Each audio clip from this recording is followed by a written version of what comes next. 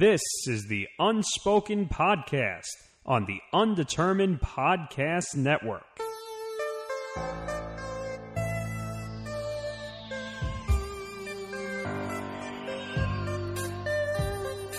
You are listening to the Unspoken Podcast, the Cheap Seat Sports Production part of the Undetermined Podcast Network. It is episode number 32. I'm here with Nick Federa and Nick Morgasen. Nick and Nick, how sweep it is. How sweep it is. How sweep it is. Subway Series has concluded, and the Yankees have full-on swept the Mets. Are we surprised by this? Game sweep. I wouldn't say we're surprised by this. We're just saying it's a relief because if the Yankees had lost a game to the Mets after being swept by the Red Sox, that'd be pretty bad. Well, first of all, they didn't get swept. They lost 2 out of 3. 2 out of 3, but still, they lost the series, which, that's a huge difference in the standings already. Right, I understand, but let's take a look. First of all, even though it was a sweep, it was pretty close in all the games, which kind of scared me. Yeah, and Brian Mitchell serving up a big fat meatball to Curtis Granderson certainly didn't help matters. Doesn't help. A guy who can't hit, you served him up a goddamn meatball. Exactly. And you look at Joe Girardi's face, it's almost like he was having a heart attack on air. It's like, Wait a minute. He's always having a heart attack. Are you surprised by this? Because, first of all, as much as I like Joe Girardi, I can't stand Joe Girardi because he has to do everything by that goddamn freaking booklet that is handed. So what? So he uses a binder. Didn't you when you were in school? I don't give a shit, okay? Can we go back to the Joe Madden style of managing where... Which, overusing your closer? No, wow. That's a whole different issue. I was like, Girardi's known to do that. Well, he is known to do that, and that's why Aroldis Chapman sucks, because he's probably been overused. And you can thank the Cubs for that, by the way, because they probably blew him out for the most part. But, I don't know. We need to talk about that closing situation, because there's a lot of hot takes I have for that, but... Let's stick with this series first. Yes, and they played. I think the Mets played them closer than I thought they were going to. See, the thing is, I was fully expecting like 11 runs for each game because, as bad as as struggling as the Yankees' offense has been in recent weeks, the Mets are still the Mets. I mean, it's a veritable who's that to baseball talent. Right. And I just... You realize it was 7-0 yesterday and they somehow came back almost? I know. They hit a lot of home runs. Don't remind me. Hey, they won the game, all right? Let's not look a gift horse in the mouth. You know what, though? I feel like we're going back to last year partially where we're forgetting how to score runs and the pitching is not good enough to support, even though Servino went, I think, 6 1/3, giving up no earned runs and bunted for a base hit, which he never should have gotten. Who cares? I'll take it. I am not choosy, Nick. No, I understand you're not choosy, but I'm saying that Servino is probably your ace this year. Unfortunately, everyone's going to say, "Oh, but Tanaka's got double-digit wins or whatever." I don't care. Servino's the ace. He's the guy who's starting 9. I was going to say, contract doesn't matter. Contract doesn't matter at this point. I'm not talking about contract. I'm just talking about stats. People say, "Oh, he's the double-digit. He's the ace." And I'm like, nope, he's not. Servino's the ace. Right. That's my point. Contract doesn't matter. Just because Tanaka has this huge contract, he's not performing up to the level that he is. He shouldn't be considered the ace. Severino is the ace of this team right now. Well, if you really were looking at contract numbers, you would say Sabathia is the freaking ace, but he's not. Well, his contract is coming off the books, so you can't really... And he can't stay healthy. And he can't... Well, the knees are chronic condition. I'm a defender of CC Sabathia because he has pitched... Don't be an apologist. Please don't. Well, why? To be fair, this year, his injury this year, that wasn't on CC. I fully blame Chris Carter on that because if Chris Carter didn't bobble the play that he did back when that happened, that CC injury probably wouldn't have happened. Oh, please. So now you're going to the fallacy of a predetermined outcome. Yes, he is, Heisenberg. That's what they say in baseball. You're going to a fallacy of a predetermined outcome. It could have happened before. You don't know. Well, if it had happened before or after, I wouldn't blame Chris Carter. But Chris Carter... We blame Chris Carter for everything, okay? He's the scapegoat. I can't help it. Well, he was a scapegoat just like Brian Roberts was a scapegoat a couple of years ago. Oh, my God. I haven't heard that name in years. Actually, I have heard that name in years because he actually hosts on MLB Network Radio. No kidding, really? Part-time, yes. Well, yeah. He half-asses the radio show, too. But back to what we were talking about with this Subway Series. The Yankees, I guess you could say, dominated because they swept the series, but they won by two runs each game. So that kind of scared me too.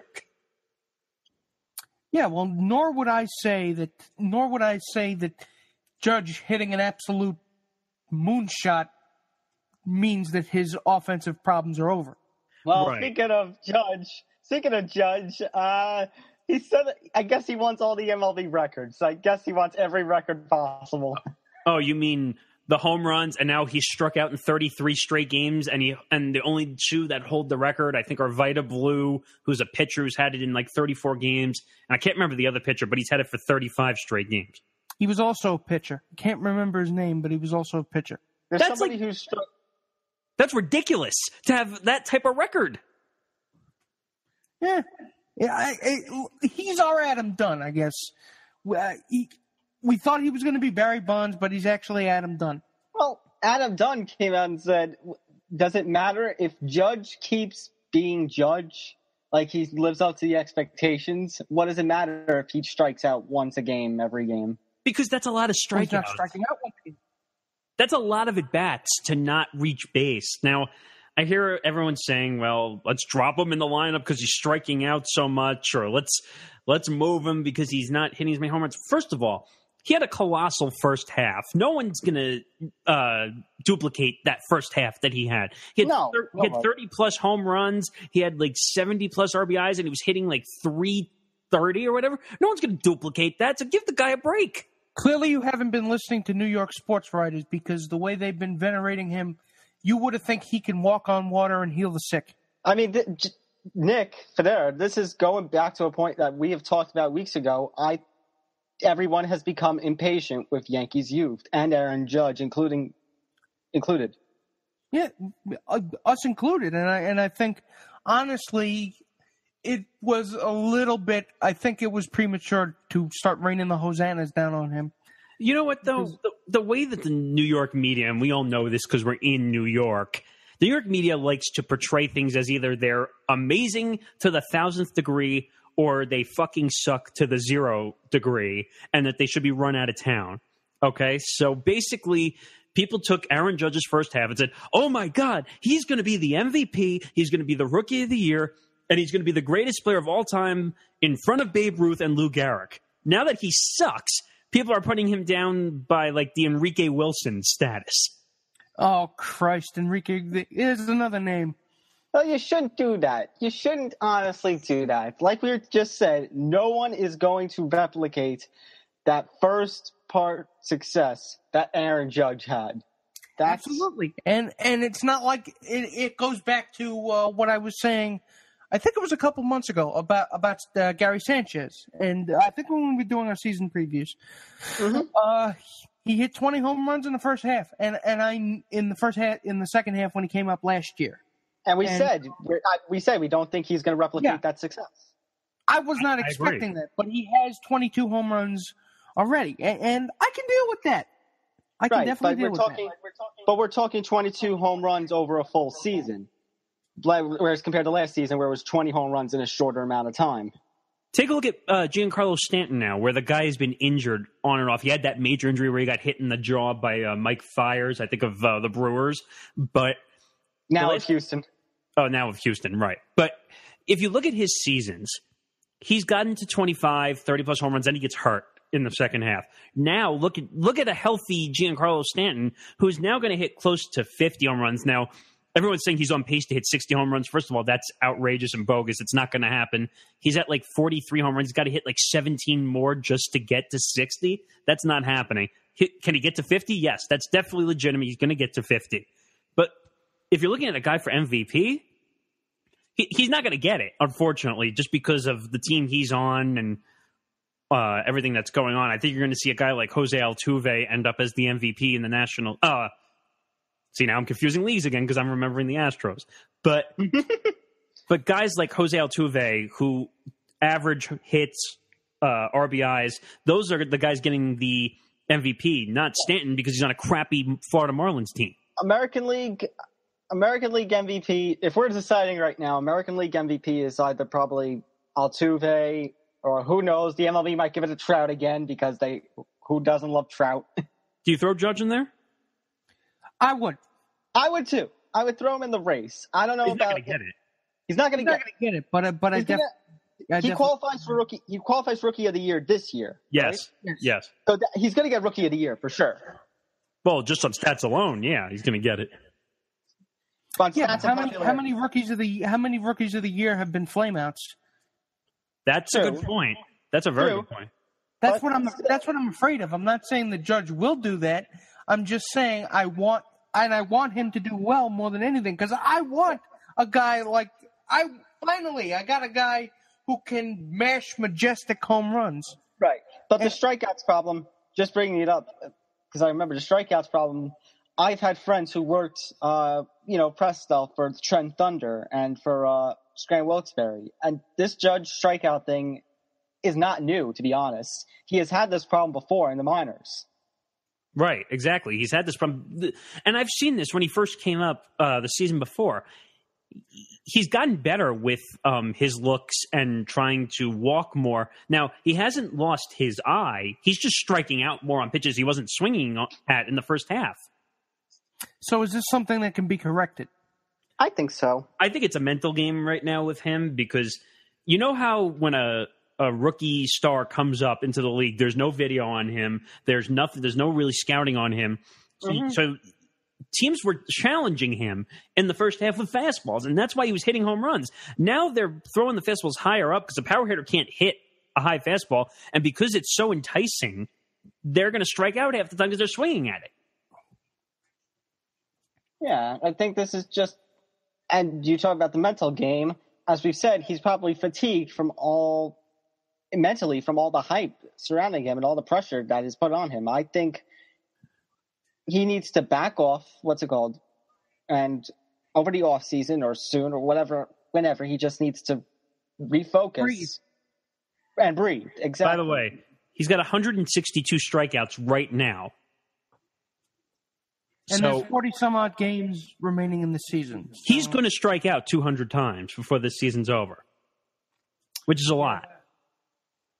That is a lot, but like you guys just said, this is behavior that can be corrected. He does have 88 walks, though. That's a pretty good number too. Yeah, right. Yeah, because they won't pitch to him. And that means it's going to be about for every 2 strikeouts, at least he walks once. Right. So he's got 37 home runs. He's got 80 RBIs. So it's a good first full season. Like you said, he's going to win Rookie of the Year. He was an All-Star. Now, I'm sick of this shit that people are saying that because he was in the All-Star game and the Home Run Derby, he's run down. Give me a break. Any player could break down after the All-Star break and the Derby. Mm-hmm. It happens.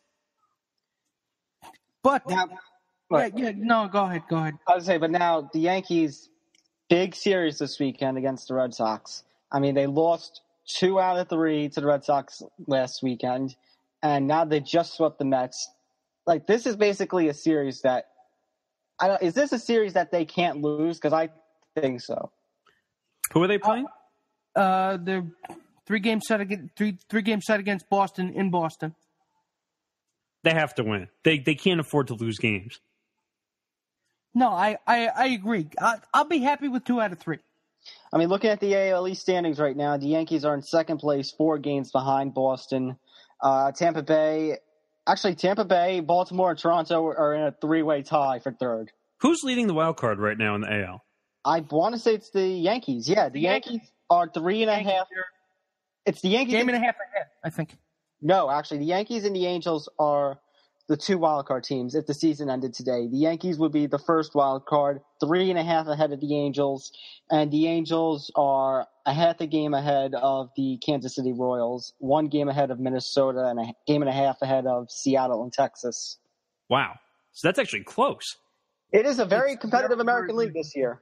See, people got upset when they heard that they were adding the second wild card. Oh, well, they're doing it for money. They're doing it for whatever. But I think this year's race, you're seeing that second wild card is adding more competition than it was the first couple of years. Absolutely. And the only team right now that's pretty much guaranteed anything at this point, unless they have a historic collapse like the Red Sox and Braves of 11. No, in the American League. I'm not talking National League. The American League, it's the Houston Astros. Oh, yeah. Well, the Dodgers and the Astros. 46. The Dodgers and the Astros are the runaway right now. Right. Actually, the Dodgers are an insane runaway. They're 85-34, 19 games ahead of the Rockies and Diamondbacks. Wow. But I'll also even put the Nationals in that category because they're 14 games ahead of Miami. But here's the thing, though. As much as the Dodgers are playing well, they can't perform in the playoffs. Right. That's the thing about the Dodgers and the Nationals, in all honesty. They in the playoffs. The Dodgers are basically the Seattle Mariners from the 2000s, where they had those few seasons where they won 100-plus games. They had A-Rod. They had Griffey. They had Jay Buhner. They had all these guys. They were the super team. Too. Right. They were the super team. They won 100-plus games, I think 2 or 3 seasons, and they couldn't advance past the first round. Granted, they ran into the Yankees a couple times, and that was... Mm-hmm. Well, that's the thing. The playoff baseball is a whole other game. True. Yeah, and to be honest, to be absolutely 100% honest, I really think that this is what the Dodgers went out and got Yu Darvish for. I think they overpaid. In other words, to not have Clayton Kershaw choke as much. Yeah, basically. Exactly. Because Clayton Kershaw forgot how to pitch when the playoffs come around. He's a great regular season pitcher. They want to use him as the baseball Heimlich. Wow. That's the first time I've heard that, baseball Heimlich. But what I was going to say, and I think Tom agrees with me, is that the Dodgers paid way too much to get Yu Darvish. What was the price again for Darvish? I think it was like 3 top-level prospects for a rental. Yeah, that's a little much. I would have done maybe 2 top-level prospects. And he's probably going to leave. They can pay to get him to sign him in the offseason if they deem necessary. Right, but for a rental, I would have done, if anything, if they wanted to give 3 prospects, I would have done like 2 top and 1 like mid-level low, something like that. Yeah, but I wouldn't necessarily, I wouldn't necessarily see this as like a Royals getting Johnny Cueto in 2015 kind of deal. I think the Royals got real value though out of that, though. Yeah, they did because they won a World Series, so all is forgiven. But let me ask you a question though. So I'm looking at the stats for Yu Darvish right now. So he's 8-9 with a 3.83 ERA. Let's see, 155 innings, 170 strikeouts. All right, that's good. But he's got a whip over 1. You're telling me that that's worth 3 top-level prospects? How much of that is him not doing well, and how much of it is him not getting any run support? I was going to say, because you can't go based off the record alone. How many quality starts did he have? I have to look at the stats. I have them here. I don't see him at the moment because Baseball Reference doesn't do quality starts. True. Actually, let me look at ESPN Fantasy because ESPN Fantasy sometimes does list quality starts. While you're doing that. But the same thing is, you realize that, like the Mets, the Rangers were a supposed team that were supposed to be ready to go to the playoffs in the World Series. And that was grossly mistaken, like the Mets rotation was grossly mistaken. So Yu Darvish was supposed to be that ace that led this team, was supposed to lead this team in the Rangers all the way to the championship. And the promised land, basically. The promised land. Like, everyone said it was going to be Rangers-Mets in the World Series this year, and look where both teams are. Well, that shows you predictions don't mean jack shit. But for me, I wouldn't have pulled the trigger on that deal. Sorry. 3 top-level prospects for a guy that's probably going to leave L.A. and go for big money because I don't think the Dodgers are going to pay him to come back. So... All right, I'm looking at his thing, right? Yu Darvish's stats right now. 1, 2, 3, 4, 5, 6, 7, 8, 9. So since June, he's had 9 quality starts. 10, 11, 12, 13, 14, 15, 16, 17. So he's had 17 quality starts this season. All right, just to qualify for the podcast audience, quality start in Starts means 3 runs or less. Is 6 innings. It's 6 innings, 3 runs or less. That's a quality start. At least 6 innings. If you go more than 6 innings and give up another run, your quality start is ruined. Right, exactly. But in the minimum, if you pitch 6 innings and it's 3 runs or less, that's a quality start, just so people understand. Mm-hmm. So basically 17 quality starts and probably 20 or 22 total starts this season. So I can't blame that all on Yu Darvish. 25 games started. Right, 17. So there's only 8 starts that were basically not well, or either he got pulled before the 6th inning or he just got rocked. Right, but at the same time, like Nick and I were just saying, the Rangers were supposedly a team that was supposed to go to the World Series this year. What the heck happened?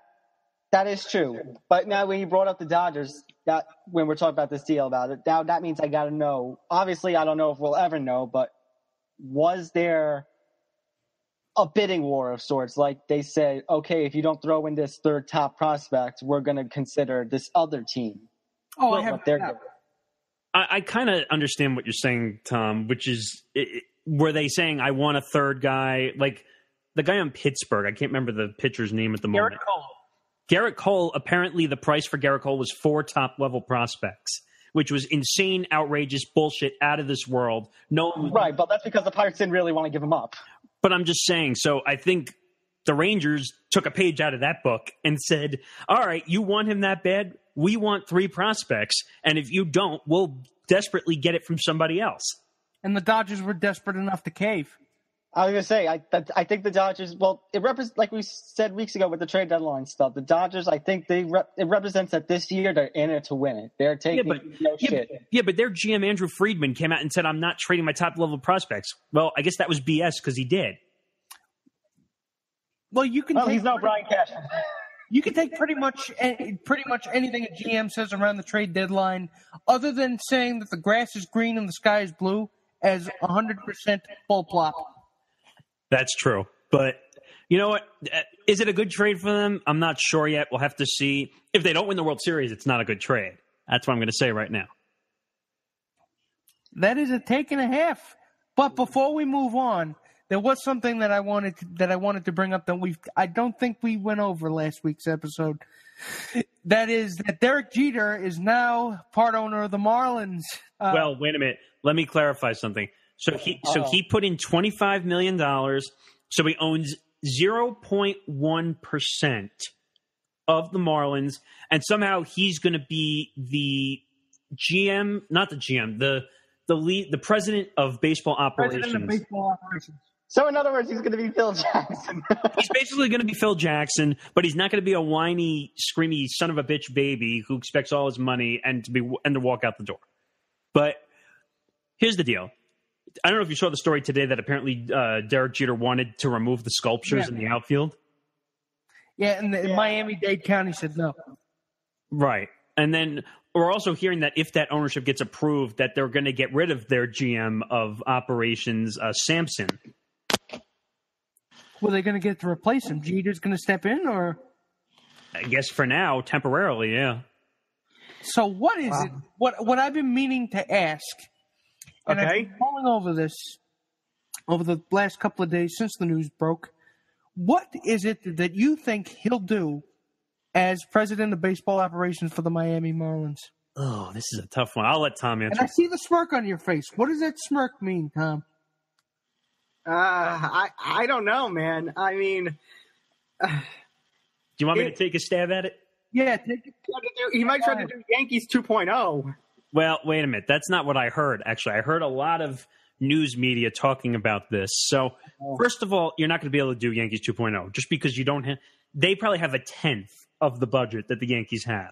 Well, not in the right. Well, I was going to say not in terms of the budget, but in terms of like working with the budget that he would have, and a long-term goal. Because you can't fix this team in the short term. The Marlins in the short term are still a shit show. Right. Yes. They are still the utter bull crap of utter bull crap. Like, they are under the 50 feet of crap. They are in the 100 feet of crap that's underneath the 50 feet of crap. All right, let me try and take a stab at this because I heard a lot about this situation. So they're digging a crap train to China. Yes, we're literally digging a hole in the ground, and we're gonna end up in China on the other side. So let me see if I can figure this out. So the media was talking about this. Jeter's going to step in with his 0.1% share, which cost him $25 million, which is chump change in his sponsorships and all that shit. And he's going to become the president of baseball operations. He's going to take over. I heard they're going to try and do it as the young prospect scheme, which everyone's trying to do now. You're not going to see Yankees 2.0. They don't have the budget. But I think what's going to happen, and this would be a... Really? They kind of need that. They don't have it at the moment, but they're going to trade. It's cash money. They're going to.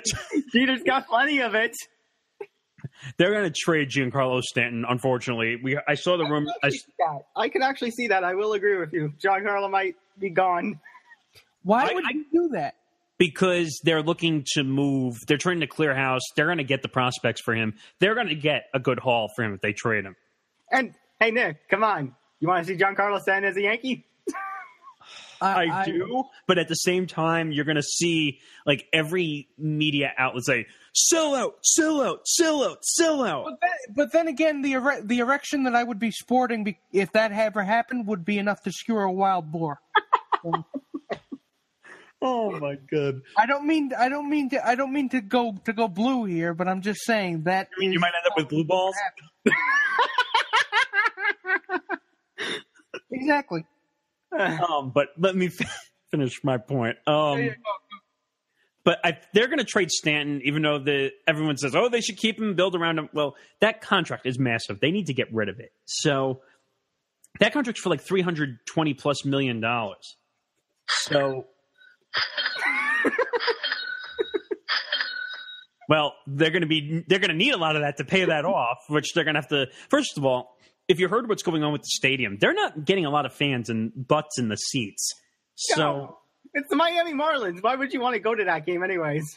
Well, I would go there just to see the stadium because I would too. I'm just saying that from the perspective of a casual fan. You know what sucks also? That you realize that in Tampa they have a dome stadium. Why doesn't the Marlins have a dome stadium? It's 100 fucking degrees there. You're going to sit outside during a game? And the Rays, I think, struggle with attendance too. Well, the Rays are. I don't know. Is Florida really a small market? Because you know what I call Tampa Bay. You know what I call Tampa Bay? I call it the Yankees' second home. Well, it's funny. The Tampa Bay Lightning is the New York Rangers' second home at that point. So I don't know. They're going to trade Stanton. That's whether it's this winter or the trade deadline next season. I don't have the answer for you at that point. That's fair. Also, Derek Jeter, he's now a dad. Oh, yes. I saw the daughter's name too. Oh, when did he give birth? I think it was this morning or yesterday. I'm not sure. It was morning of. I want to say it was the morning of Friday, August 18th.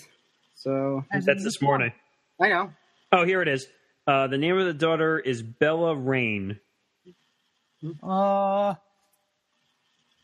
have gone with that name, but what do I know about kids? I would have gone with Southeast. God damn it, the Kanye shit. Oh, God damn it. You're listening. No, congratulations are in order. Get that man a cigar. He's going to have to go tell all those Bronx tales. Yeah, Jeter, what's it called? He's left his old life behind. He's now an owner, so he's still technically in baseball. True. No, but I mean, he's not going to be with the lady he's not going to be with the ladies every night. And he's not going to be partying every night. He's going to be a dad now. And so much married to Hannah Davis. That's true. I don't think he needs to be stepping up. That's true. Who can almost be as young enough to be his daughter? Yeah, which is kind of creepy. Actually, it's not kind of creepy. It is creepy. Just say it's creepy. Just admit it's creepy. It is. Very. But man, so I'm not really going to talk shit about it. Yeah, although sometimes I can, because sometimes I get sick of the hero worship around him, even though that man did teach me to love baseball.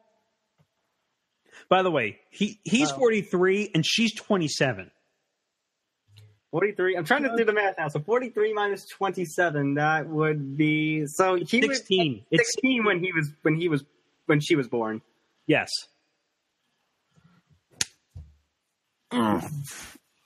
But that's happening everywhere. We're seeing that in the NBA. We're seeing that in the NFL. We're seeing that everywhere. I guess with athletes now, it's party and be wild when you're young and in your playing days, and don't settle until you're older. Look at Howard Stern, for crying out loud, with his wife. He's 67 and she's 45. Yeah, but Howard Stern has always looked like he just took a soak in a bathtub full of gin. I'm sure he'll be appreciative of me mentioning his name, because apparently whenever he hears his name on a podcast, he screams it out on his show. So, oh, great! Some attention for us. And now he's going to hate my guts. Thanks for that. Should we move on?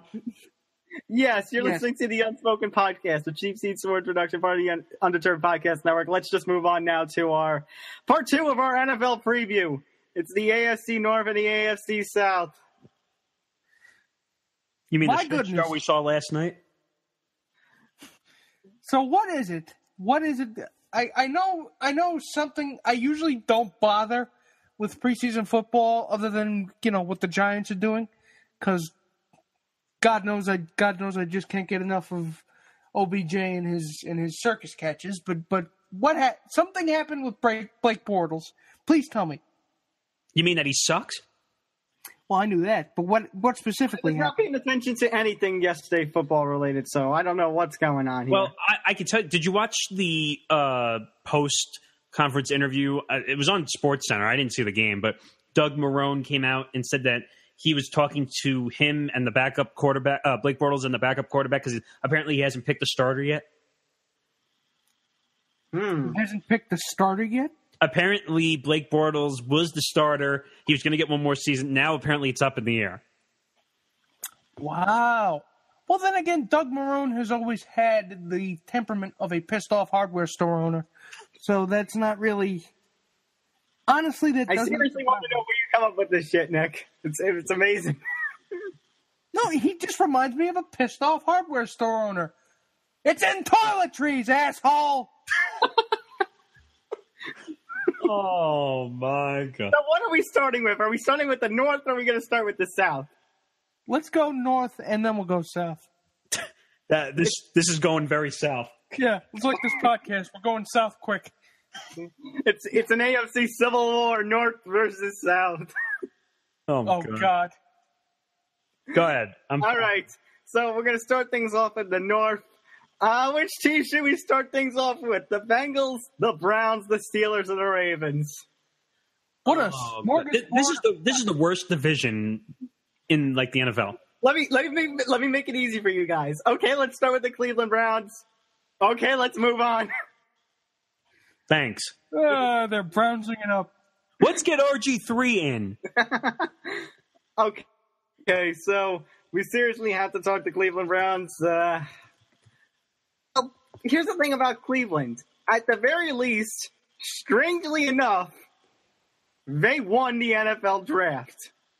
That's not saying much, but they won the NFL draft. They won something. How many first overall pick busts have we seen? Ooh, I don't have figures for that. No, that's fair. I said it doesn't work. It doesn't come out to much. That's like winning the consolation prize in a contest for a trip to Maui. That's like, wait a minute. It's like the Madden curse, for crying out loud. Every time you end up on the cover, you get hurt. So every time the Browns get... I'm not talking about the first overall pick. I'm just saying Cleveland Browns winning the NFL draft. I'm saying that's not saying much. Like I said, that's like you are in a contest to win a trip to Maui or Hawaii, and you. But it's actually Sheboygan. No. Nick Morgasen has just gone speechless with us. You know, because you know what it is? You try to have hope about the Browns, because really, it goes. I can't think of anybody who just despises the Browns. I can't think of anybody who says, "Oh, fuck those guys." It said that I was actually cheering for them, like, what was it, Christmas Eve when they won their first game. Who cares? I was too. I'm not gonna lie. I guess Myles Garrett goes a long way. All right. So, anyways, here's some of the roster changes that occurred with the Browns this offseason. RG3, bye-bye. Josh McCown, bye-bye. Have fun with the Jets. That's a hell of a different making. Oh, yeah. Bye-bye. Gary Barnridge, bye-bye. Tracy Howard. Andrew Hawkins, bye-bye. So now let's see who has signed. Let's see. I'm trying to see who has signed. Terrell Pryor came back. Isaiah Crowell came back. Marcus Burley, Jamie Collins, Harry Alford, and of course, as we were talking. Oh, and didn't they acquire Osweiler? Yes, they did. They acquired Draft Boy, who no one gives a shit about. Brock Osweiler gives a shit about Brock Osweiler. I guess he went from being a mile high to a mile low. Well, he's on the Browns. Lower. Lower.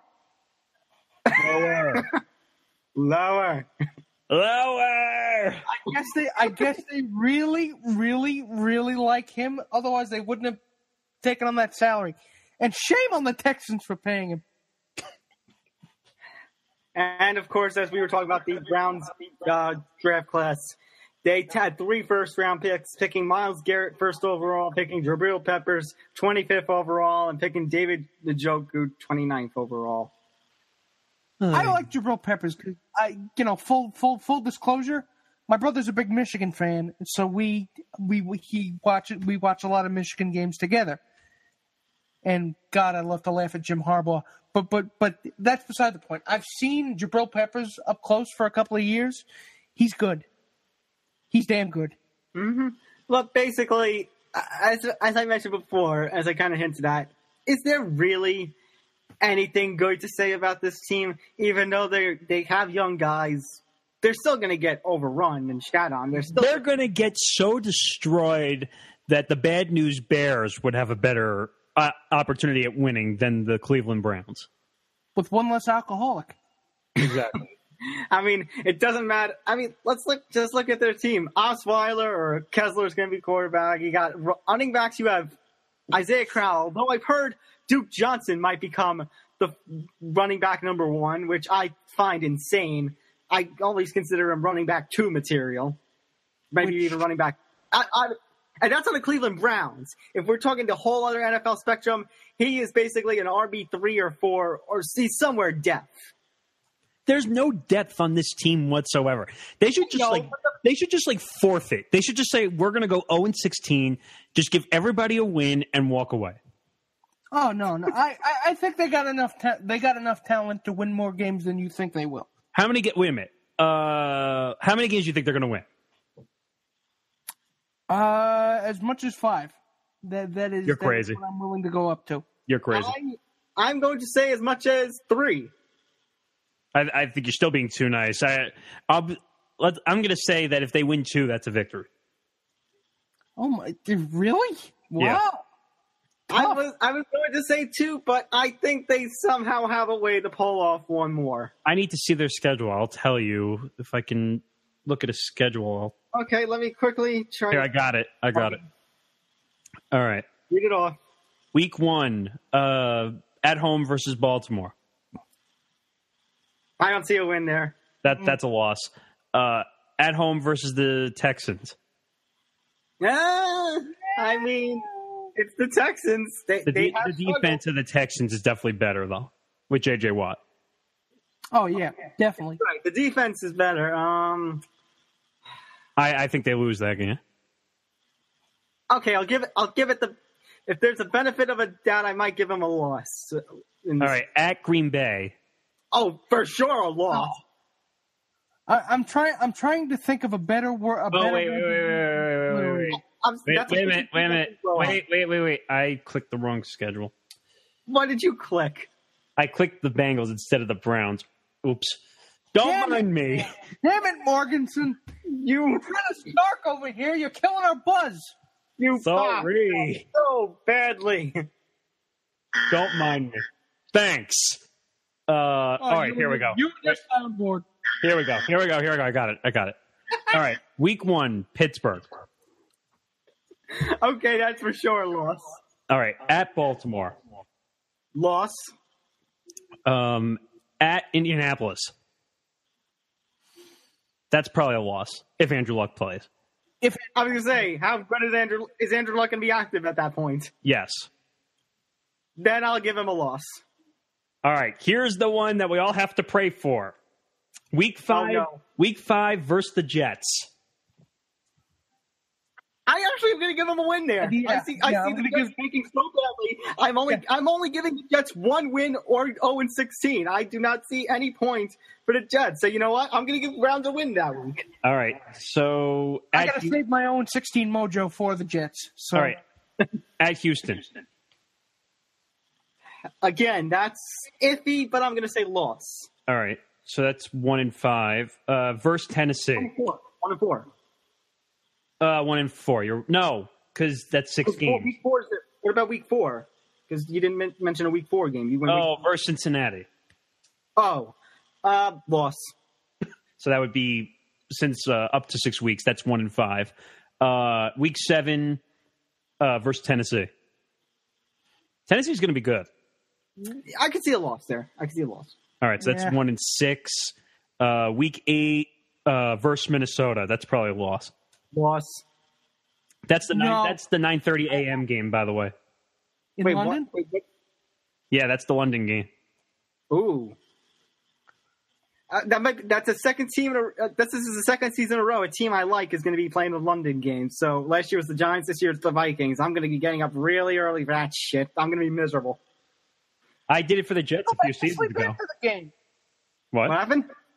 Just go back to sleep after the game. That's what I do. Yeah, but you have to watch. You have football to watch afterwards. Yeah, that's the thing. It's like at that point, there's going to be more football. Sunday is for football. Football. All right. So are you giving them a win or a loss? I'm going to give the Browns a loss there. They're not going to beat the Vikings. All right. 1-7. They're off in week 9. All right. At Detroit. That might be a win. I can't believe I'm going to shit on the line for this, but yes, that's a win. Yeah. All right, 2-7 at versus Jacksonville. Oh God, that's gonna be the crappiest game of that week. Oh my God! You know what? I'm giving the Browns a win. There you go, 3 wins right there. There's your opportunity, Browns. Wow! Don't screw it up. 3-7 at Cincinnati. Okay, that's a loss. I think they're going to own 6 against the division. All right, that's 3-8. At the Los Angeles Chargers. Got to get used to saying that. That's going to be close, but I think it's going to be a loss. No, I'd say it's going to be a win. Really? I think there's 4 opportunities. I think it's going to be a loss. All right, so Jared Goff is not what you think he is. No, he's not. But I said if they lose, it's going to be their closest loss that game. All right, but Tom and I have it as 3-9. Okay, they're going to lose to Green Bay in Week 14. That's 3-10. Versus Baltimore, that's probably a loss. 3-11. At Chicago. I can see that being a win.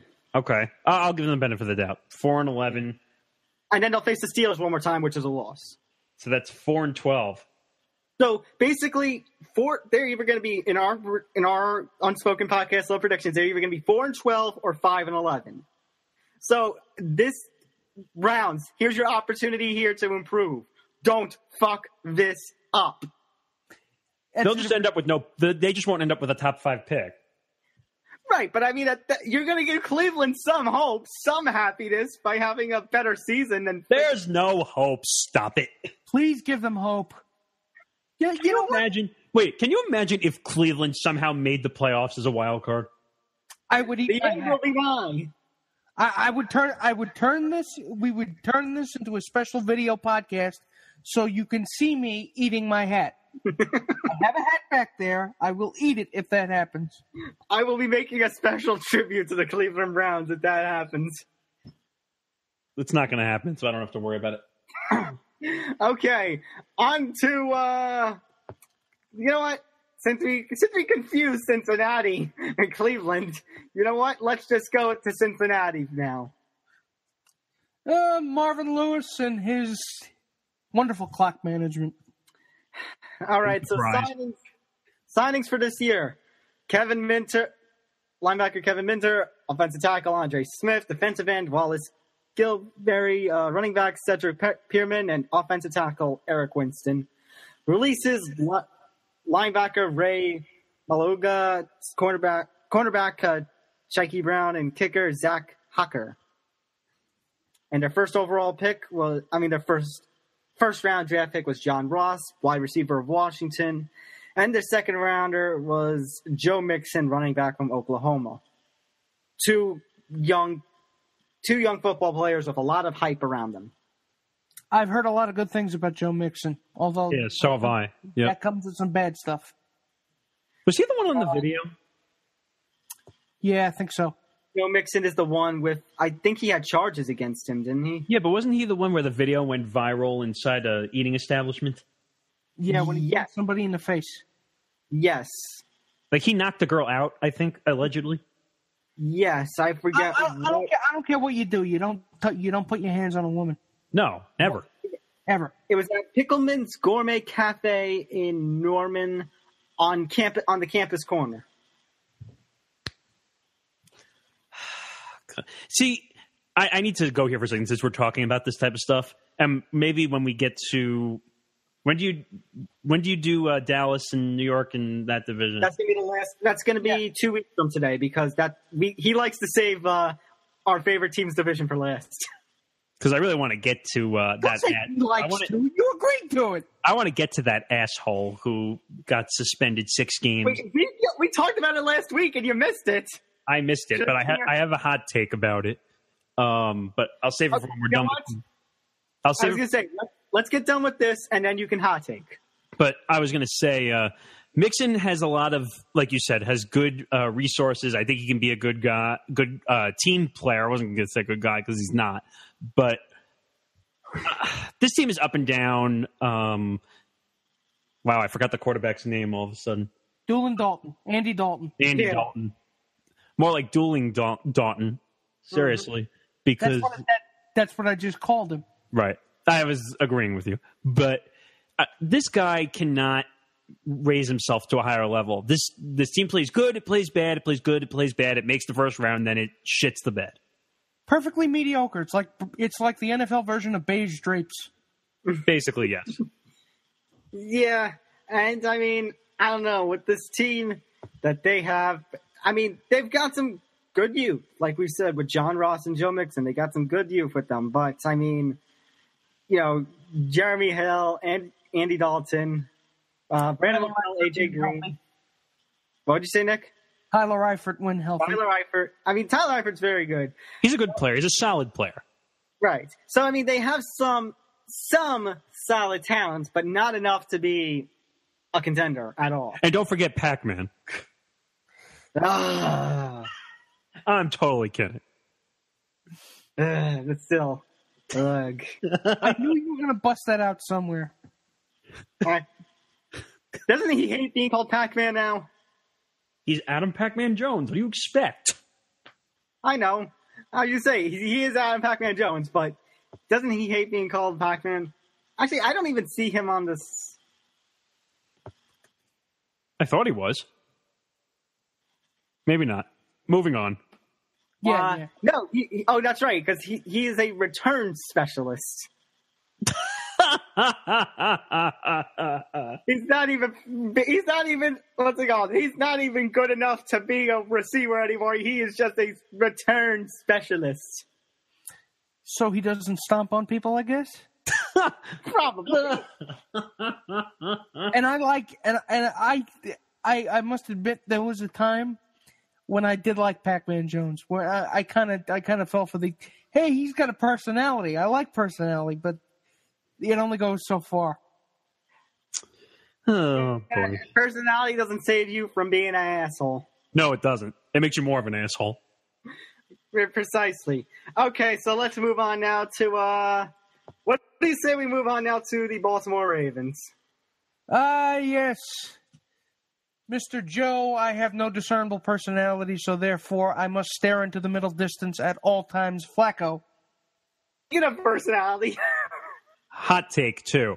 Uh-oh. Because I am totally mad with the Baltimore Ravens ownership and organization for the way they handled the Colin Kaepernick situation. Not saying... As am I. Because I think Colin Kaepernick should have a job right now. Now, everyone could scream at me. Everyone could yell at me. You want to tweet it at me, go ahead, at Morgasen Radio, if you want to tweet it at me and be angry at me. But you know what? The guy deserves a job. Half these guys who have jobs as a starting quarterback should be in the Pee Wee League, for crying out loud. This guy should be a fucking starter. And I know. And he's just expressing his opinion. That's it is his absolute right to do so. How about Michael Bennett, for crying out loud? Yeah, Michael Bennett's doing it. Chris Long is doing it. How about Marshawn Lynch? And I know you don't necessarily agree with what he's protesting, and I understand that. I absolutely do. And Tom, you as the son of a cop, I know you've got a lot of. I was gonna say, the First Amendment or the journalist thing. It's like, I may not agree with your opinion, but I'll die for your right to say it. But still, fuck you for those socks, Colin. Yeah, I kind of do. Well, he didn't vote, and that was stupid. He caused a whole issue on himself. I heard it this morning that because the other guys are okay with the protesting because Colin Kaepernick kind of broke the rules, so they kind of went after him because he's the one who did it without permission, and these guys are doing it with permission, which is a load of shit. Whatever happened to our freedom of speech, being allowed to say what we want to say? So the NFL is saying, okay, we make $15 billion a year. We are going to be the no fun league, and we're going to say, you're not allowed to have an opinion, and we're going to basically take your livelihood away because you wanted to have an opinion. The no fun league isn't just about opinions. I mean, up until recently, you couldn't do touchdown celebrations anymore. They changed it. Right. Yeah, they changed it because they want eyeballs on screens and asses in seats. Right. But it's a load of shit. I'm sorry. Give Colin Kaepernick a job. And the owner, I can't remember the owner's name of the Baltimore. Steve Biscotti. Who's been who's an obnoxious asshole because apparently they were going to bring him in. And then all of a sudden they said, I guess we're going to decide against it. We don't want to bring him in. And they're not willing to admit, it's because of what he said. But instead it had to do with him as a player. A big asshole man who owns a big asshole man who owns a big asshole yacht. Was there anything that confirmed it? I don't remember anything confirming that he. Well, there was a report a few weeks ago that they were bringing him in. Like the Ravens were actually going to bring him in, and John Harbaugh, who's the coach of the Ravens, was going to give him a test, bring him into camp, see if work him out, and all of a sudden they said, the reports are not real. Don't believe what you hear, and it's not happening. Which they don't want to piss off the real racist Baltimore fans. And I'm not talking about fans within the city of Baltimore proper. I'm talking about the fans in the suburbs surrounding the city, and that is, oh my Jesus! If you've been reading the "Why Your Team Sucks" feature on Deadspin, which I have, I'm a loyal viewer of that. I have been for the past couple of years. The Why Your Team Sucks segment that he did, I think, 2 days ago for the Ravens, was just full of this racist invective, this horrible, despicable stuff about Colin Kaepernick. I'm like, dude, lay off. But here's what people don't remember. that we had horrible riots. It was in the news. If you remember, you have to go back months ago when we had the riots in Baltimore and we had the issues going on. People were running amok in Baltimore. And I think we had one of the police issues where someone allegedly shot somebody for race issues. And this was a while ago. This was months ago, but it was in the national news. But Baltimore is a very, I'm not going to say tough city, but they don't stand for racism at all. Absolutely not. What do you think, Tom? You're putting me in a bad situation here, Nick, because, like you said, I'm the son of a cop, and here's the thing, I will have to say, I will defend this to, the end. Not all cops are bad. So. No, I'm not saying cops are bad. I'm not saying cops are bad. I'm saying that there are certain. I'm trying to say it without it being taking it the wrong way. Right, but sometimes they don't. That's why I said a subsection of them don't think before they react. If that's the best way. Well, subsection of them are, quite honestly, not street smart enough to be cops. That's basically what I'm saying. Yeah. Yeah, I'll be the first to admit it. There's a subsection of them who are not, because the cops' job basically, it's like you can't be book smart in it. You can't, you can't force somebody to get a college degree to be a cop, because a cop is one of those jobs where it doesn't involve, by the book stuff. It's all about street smarts and gut instincts. And unfortunately, you don't leave your biases behind if you have them.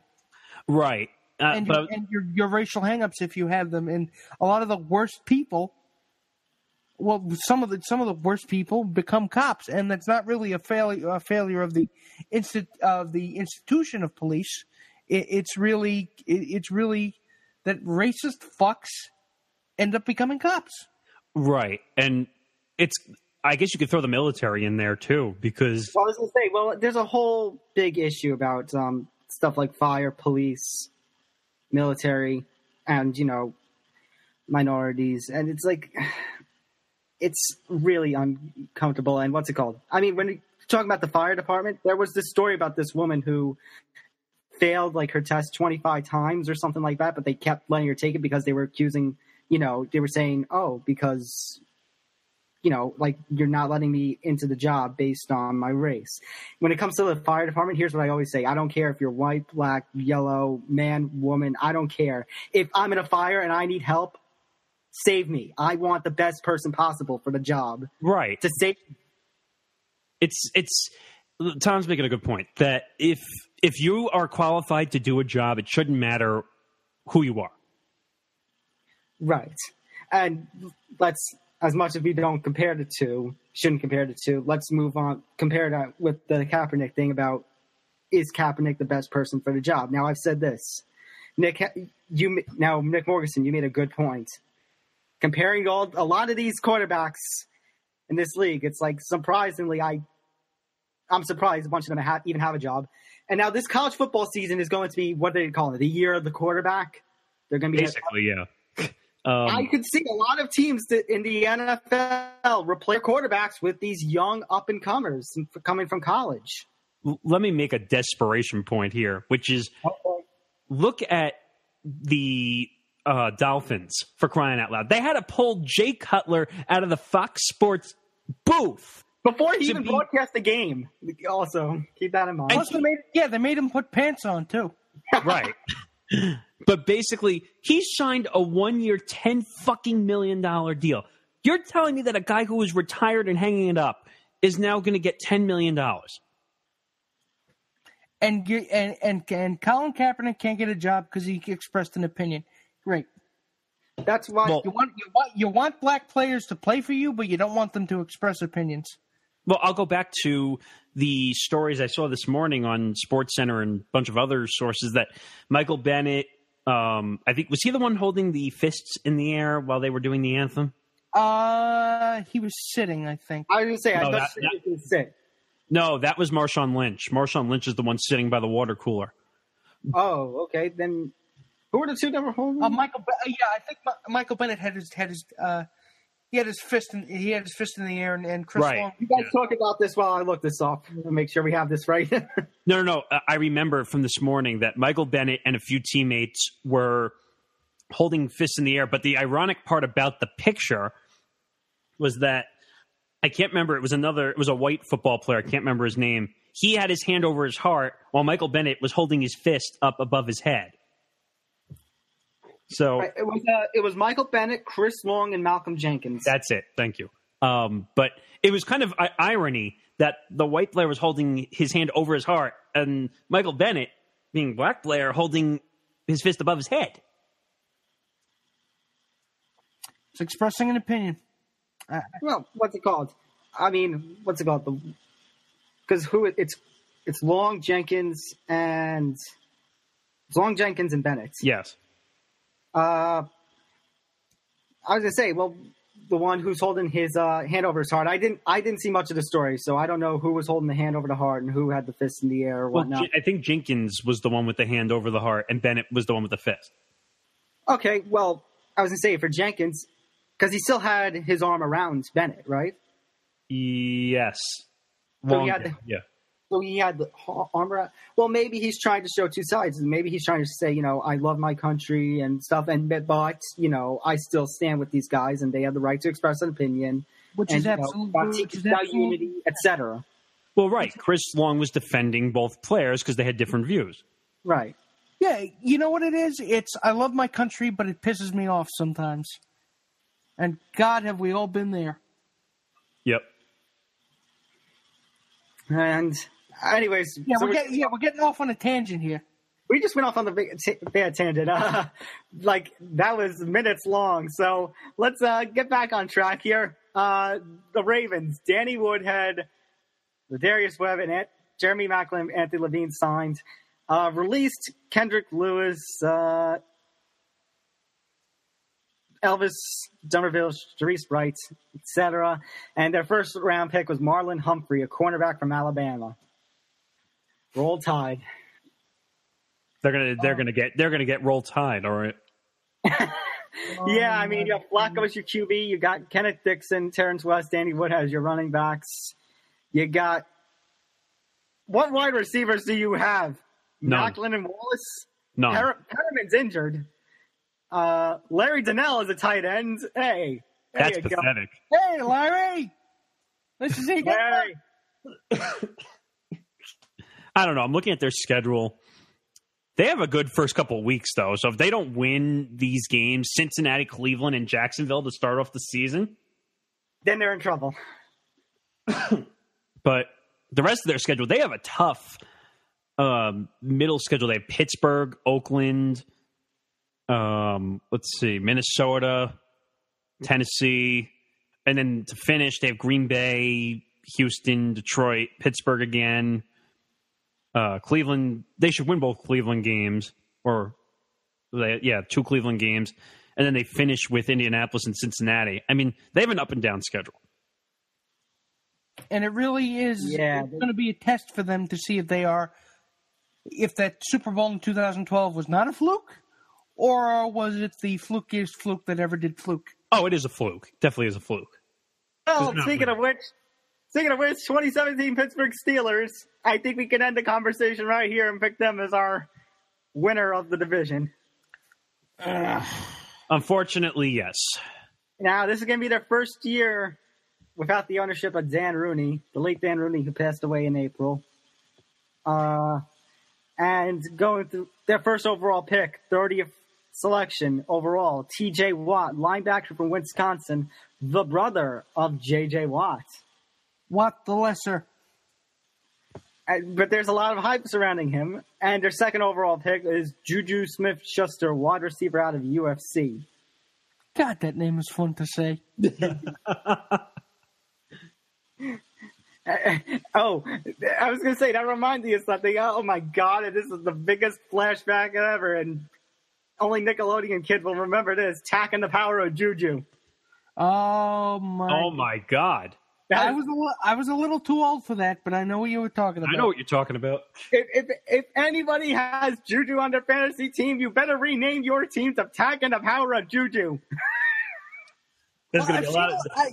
that happens because I've seen a lot of fantasy teams called Teenage Mutant Ninja Bortles. Oh, that's a classic. That's a classic. For the past couple of seasons, I've had a team. At least one of my fantasy teams I have named. If it was a Pokemon reference. It was Ekans and Coughlin. Oh, that works. I still say baseball. Yeah. Go ahead. Oh, you like my baseball team names? M is for Mookie and Waka Waka. Yeah. I saw those. Yes. Well, You can't go wrong with Muppets. I have fun with this shit. Oh, you should see the team I just made from one of my dynasty leagues. Oh, great. Okay, so the theme is Netflix shows.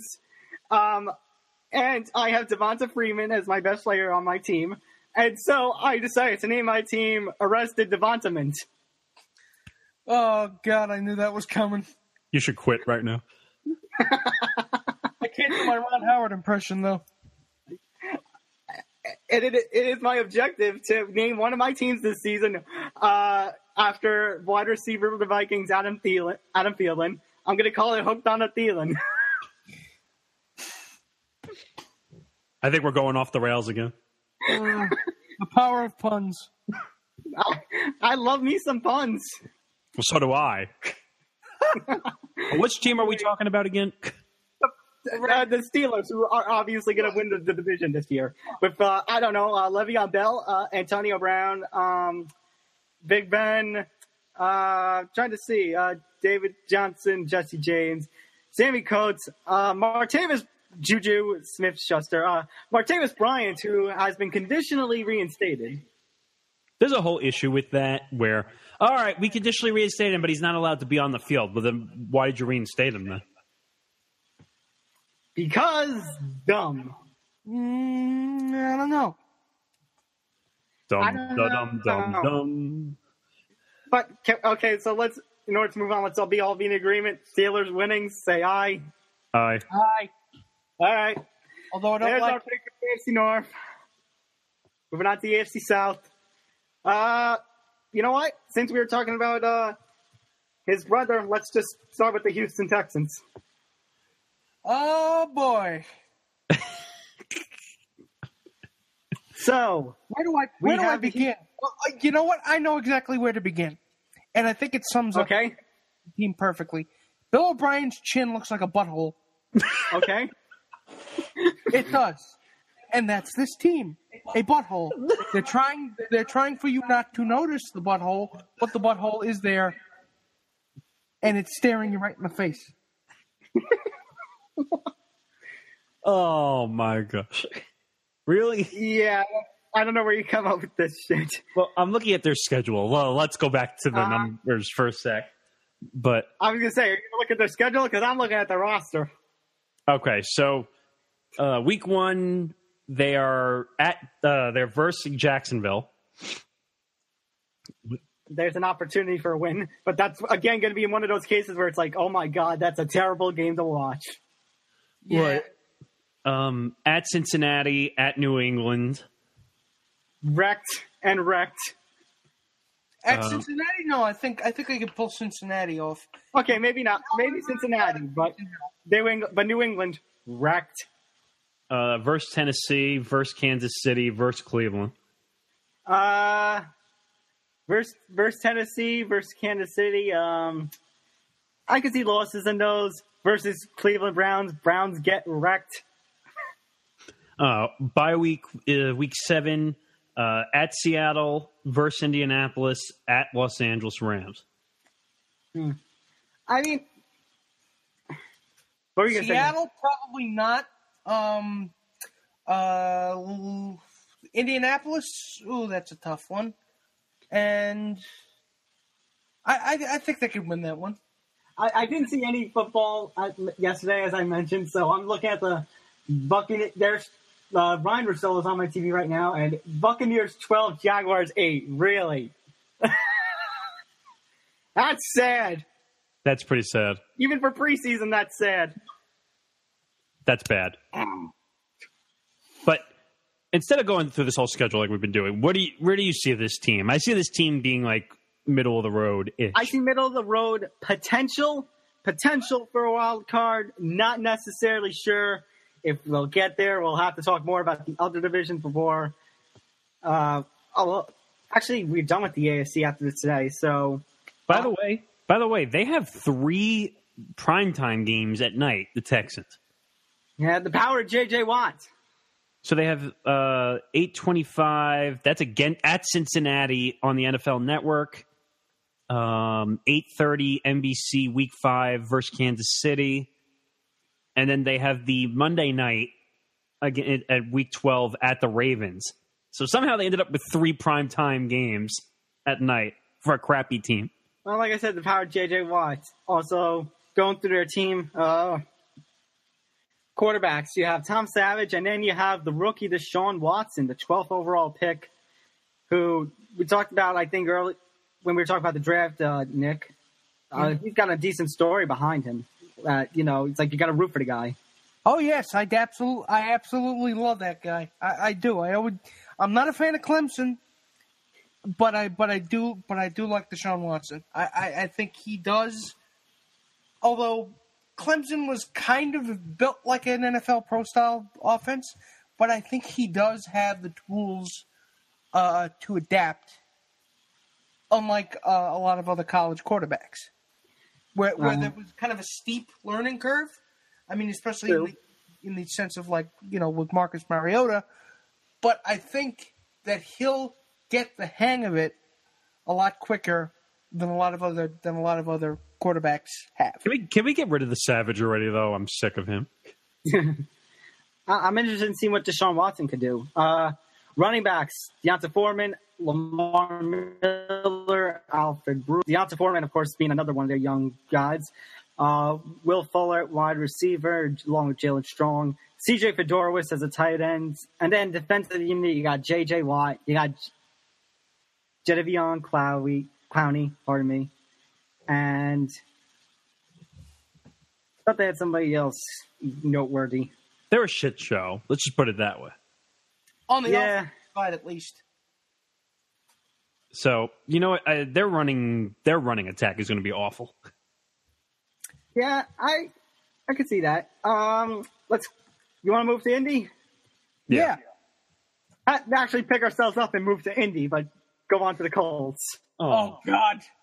I think every Baltimore resident just went, ah! Ooh, sorry. I'm sorry. Did I trigger somebody? I still get. There was one guy in Baltimore going, I still get night terrors over that. Goddammit! Don't do that.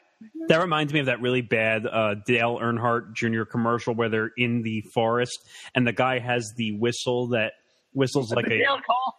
Like the Dale call. Yes.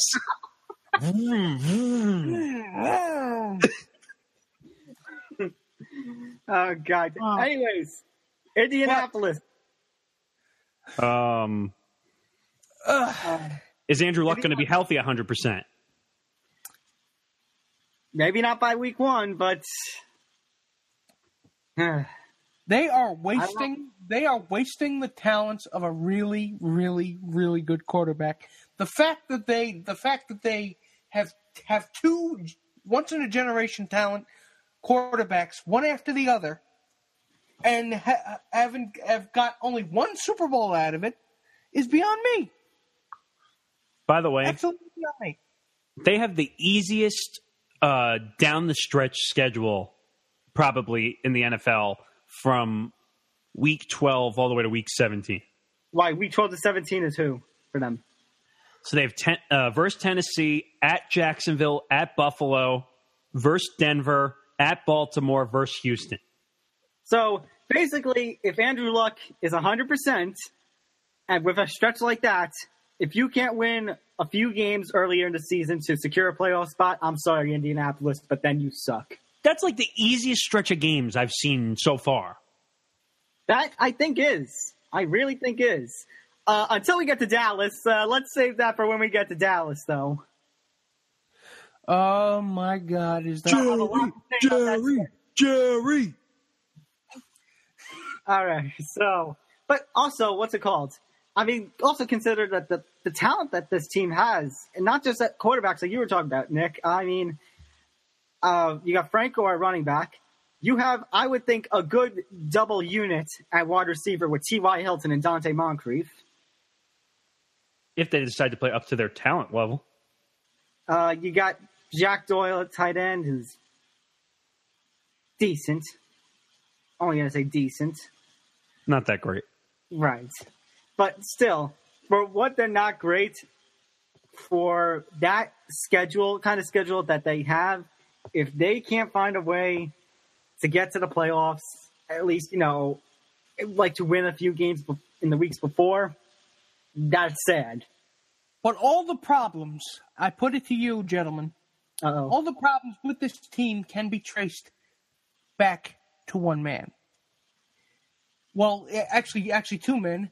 Chuck Pagano and Brian Grigson, but guess who's the Emperor Palpatine in that equation? The owner. Oh, Jim Irsay. Jim Irsay. The dad rock worshipping owner who is full of more chemicals than a German geneticist. I swear to God, he's like a Swiss scientist. Wow. Where does he come up with these things? I don't know. I really don't know where it's a mystery to me. You sure you don't have like a comedy career on the side, maybe? No. Nobody else finds me funny. No. Oh. That's where the down sound effect should have come. I don't have an awe sound effect. I got to add that. Oh, but you better not do that. What? No, I meant the Price is Right loser horn. Oh, come on. Oh, yes.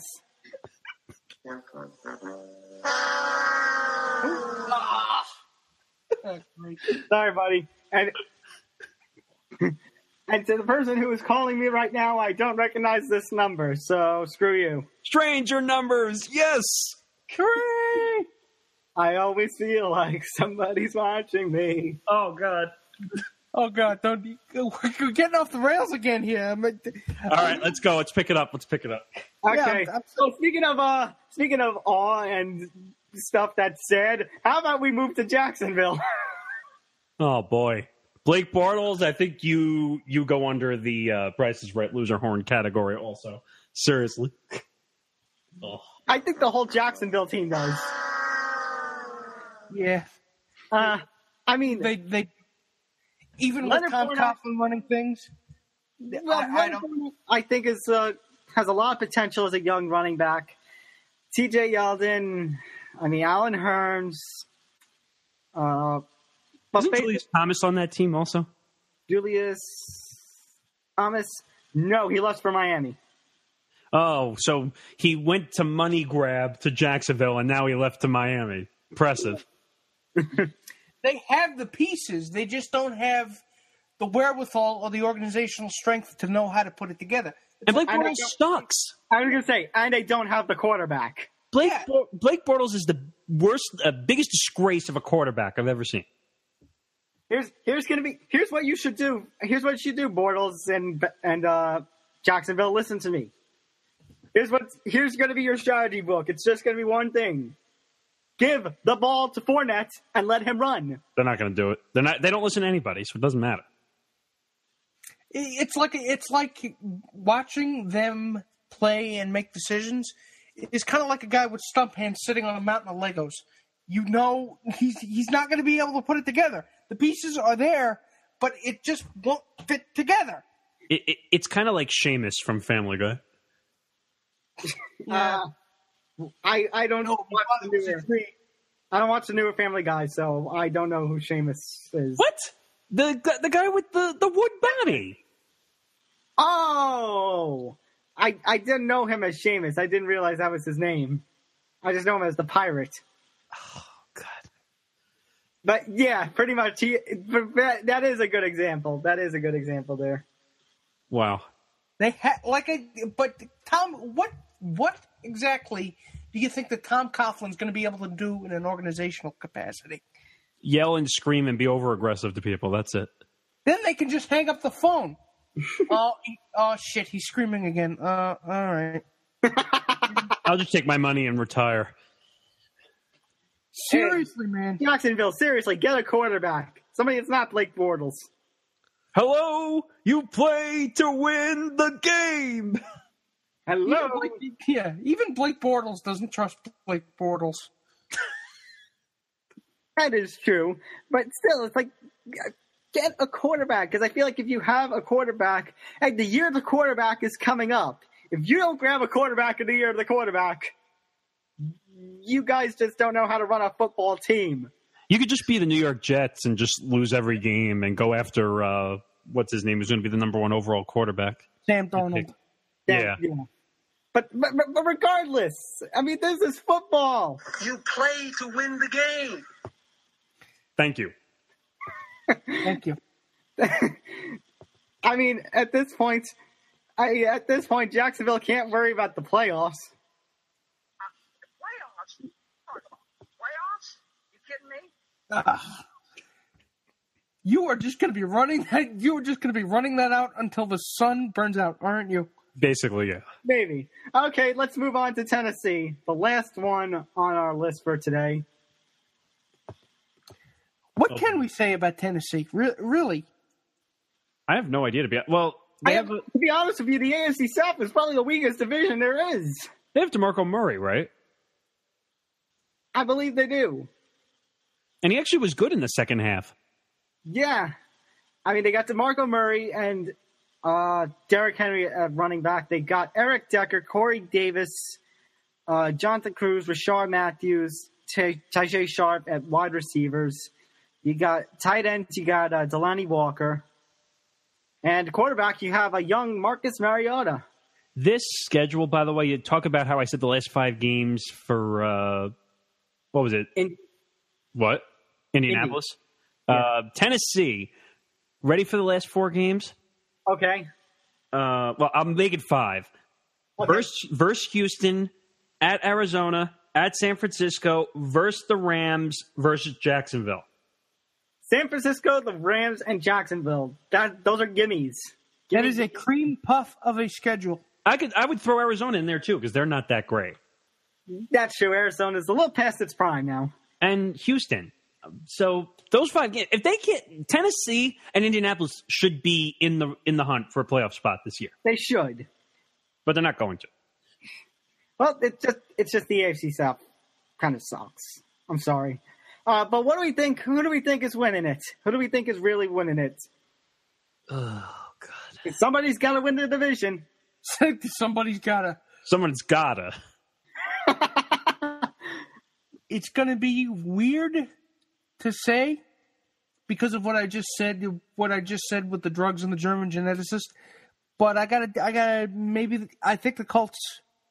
That's what I was going to say that too. I will say the Colts, but, and this is a big but, if something happens to Andrew Luck, where somehow he has this bad setback and he's out for the rest of the season, then I'm going to give it to Tennessee. I actually agree with that. I think that this division rides and dies on Andrew Luck. It does. So it's basically a stack of Jengas. Basically. Yeah, basically. Except the Jengas are his legs and his shoulders and every other body part. I was going to say, it's a voodoo doll. It's a voodoo doll of Andrew Luck, basically. Oh, don't say that. Somebody will actually make one. I'm sure they already have. I bet you they have, yeah. You're listening to the Unspoken Podcast, the Cheese Seat Sports Production Party Undetermined Podcast Network. We talked up for a long time already, so we got double hot take. Nick, you want to talk about... yes, and I'll wrap it up quick. Wait. Okay, well, hang on. But Nick Federa, you want to talk about Kevin Durant. Nick Morgasen, you want your opinion on Ezekiel Elliott because you weren't here with us last week. Right. Morgasen, we'll go to you first since this is a reoccurring theme on this show, I guess. All right. So this whole thing with Ezekiel Elliott, and I think this also has to do with a hot take with the NFL and Roger Goodell, who I hate, by the way. And I think I've made that very clear. Asshole. So the whole Ezekiel Elliott thing, should he be suspended? Yes. The rules technically say that the minimum for the suspension is 6 games, and that if he gets found guilty of charges of any sense, then technically he should be suspended for the season. But if we look back at some of the other domestic situations, a la Ray Rice, Greg Hardy. What? Greg Hardy. But specifically Ray Rice, who originally got 10 games, and somehow the arbitrator knocked it all the way down to 2, or Roger Goodell put it down to 2. I don't remember. Roger Goodell put it to 2. Okay. So why are we fighting so hard? Is this because it's the Dallas Cowboys and it's Jerry Jones? I think this is what I was watching. I was like trying to nap one day, and I had SportsCenter in the background with That'll definitely put you to sleep. Well, what's it called? It was because I forget who was hosting it. It wasn't the usual host. It was one of them. It was the girl. Oh, Briscoe. No, because this was a SportsCenter at 6. This was Michelle Beadle?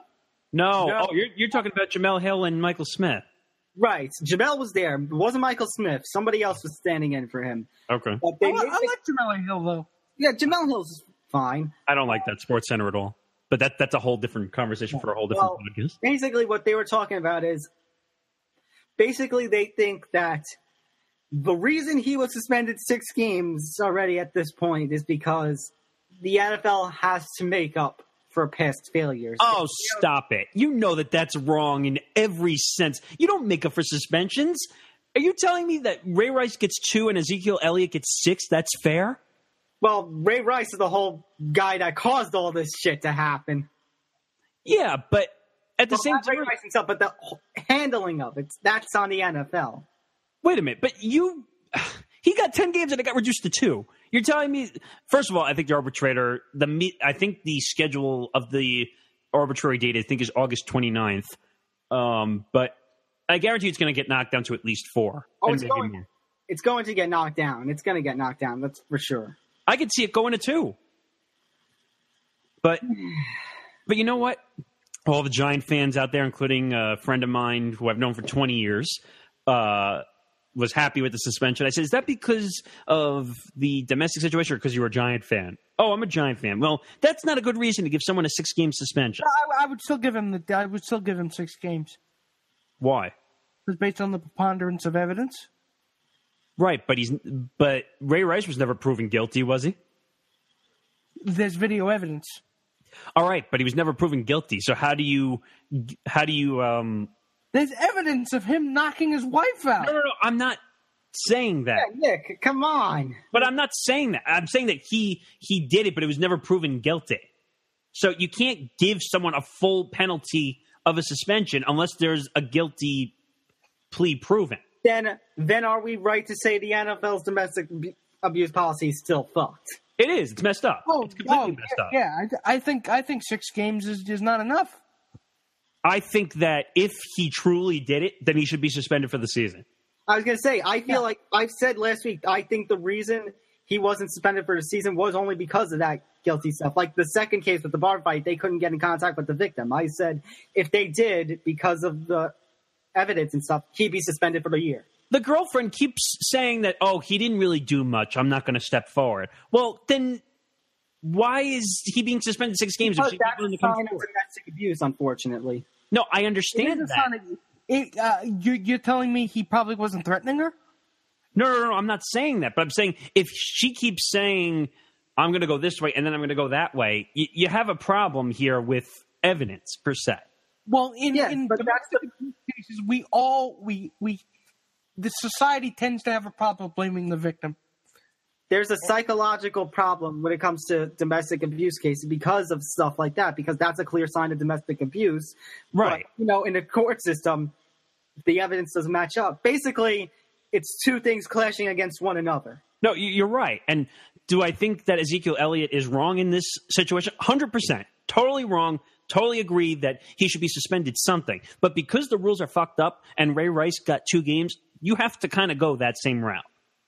And if that happens, I'm sorry, there's nobody to put the blame on but the NFL. Absolutely. They completely screwed up. Absolutely. But do you agree with what I'm saying, though?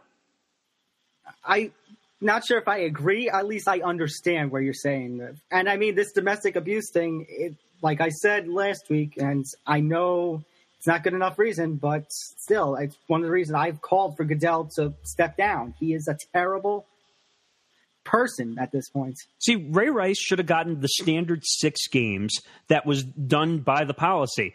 And then I could say, all right, Ezekiel Elliott got 6 games, Ray Rice got 6 games. That's fair. This is not fair right now, what they're doing. Not because it's wrong, it's because they did it to someone else, but they're not willing to look back at that case to make a fair ruling in the same sense. But still, I mean, if you're going to suspend everybody 2 games for the domestic abuse, I get what you're saying, Nick, but then you're going to have every hater come out now and drugs, alcohol, that gets you half the season, but domestic abuse, 2 games. Well, I think what they need to do is they need to say, all right, enough fuck-ups. We need to come up with one policy where if you decide to take drugs or you drink and drive or you do domestic violence, you hurt someone, you shoot someone, it should just be you get suspended the whole season and that's the end of it. Pretty much. I was going to say, has that policy. Well, I was going to say, I like, what's it called? Wait, what did you say, Nick? I think baseball has a policy similar to that. Zero tolerance policy? Yeah, basically, yeah. Yeah, I was going to say, what's it called? I know, obviously, it's not in the realm of sports, but since I am a WWE fan, mentioned WWE, they also now have a zero tolerance domestic policy. I think that's becoming the standard worldwide, basically. Because you don't want another Chris Benoit happening. Right. Yeah. But basically, it doesn't even matter about Chris Benoit. I think we have, as a society, have come to the point where we will not stand for something like domestic abuse. So it's like, until the investigation is complete, if you're accused of domestic abuse, suspension indefinitely. All right, I could see that. But I think because the Ray Rice case was screwed up, that basically screwed up everybody else's cases.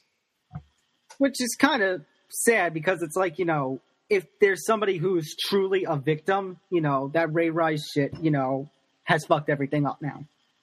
Right. I totally agree in the sense that, all right, he should, like I said, the minimum in the NFL Constitution, which no one follows anyway, the NFL Constitution says for domestic violence, the minimum is 6 games. And that's what it should have been for Ray Rice. And if it was, as I said, the same for Ray Rice, then Ezekiel Elliott would be in the same rule book %.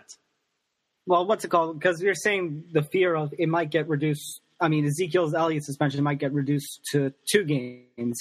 Now, they said that this was actually going to be anywhere between 4 and 6 games in the original ruling. So can we just meet in the middle and say 4 games?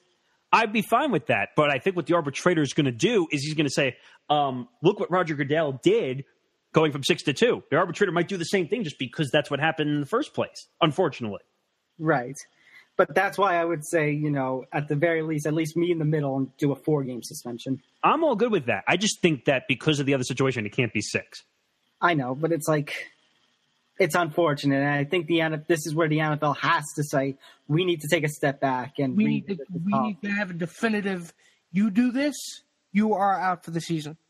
Starting from this date, if you do this, you're done. If you do any shit, you're done. No 3 strikes and you're out policy like in baseball. If you take steroids, you get 50, 100, and then you get banned. Well, I was going to say, you can't compare steroids and domestic abuse. No, I'm not. I'm just saying that. I'm saying like the steroids, you can have a 3-strike policy. Domestic abuse, there's 0 tolerance. Right. I feel like as soon as you commit domestic abuse, you should be done for the season. And then maybe you get brought back on a conditional release back, maybe.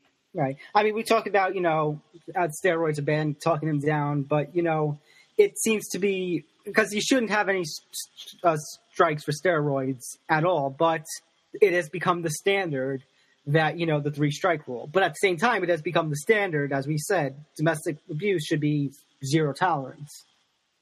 You should be banned for life, technically, if you do domestic violence, at least in my opinion. I was going to say, with the amount of jail time and stuff for domestic abuse, it's like if you are found, if you're suspected, suspension indefinitely. When the investigation concludes and you're found guilty, banned for life. I agree, totally. Because people don't understand how bad domestic violence is. Some people don't. No. They don't understand. Some people don't understand.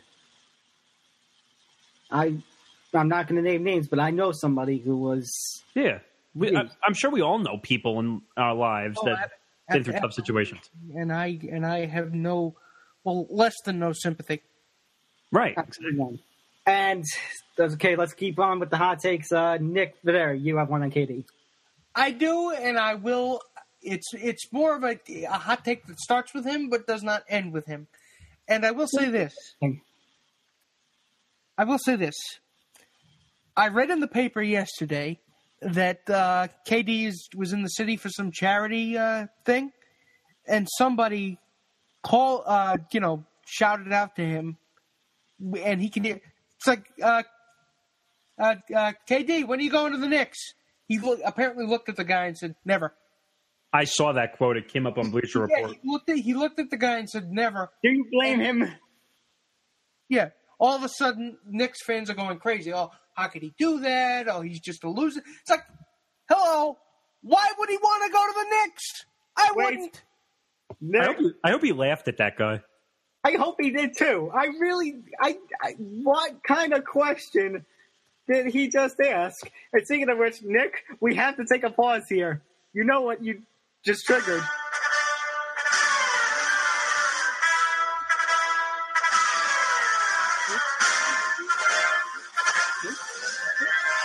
The Unspoken Podcast now takes a trip to the circus. That is the New York Knicks. Yes, indeed. And you know what? Can we stop? I'm going to get right to the point. Can we stop calling MSG the mecca of basketball? It has not been like that in 23 years. I have said it before. Been the mecca of basketball for 23 years. Basically, I was walking around the city today. Can't say what I was doing. Not illegal. Just saying I can't say what I was doing. I was there for a job interview. That's as much as I can say. But the area around Madison Square Garden, even though it's not basketball season, is dead, depleted, dead. It's just, what's it called? Like we've mentioned this before, Nick, on this show, and for both of you, we had that guy, Mr. Gallagher from MSG, come into one of our classes, and basically, right.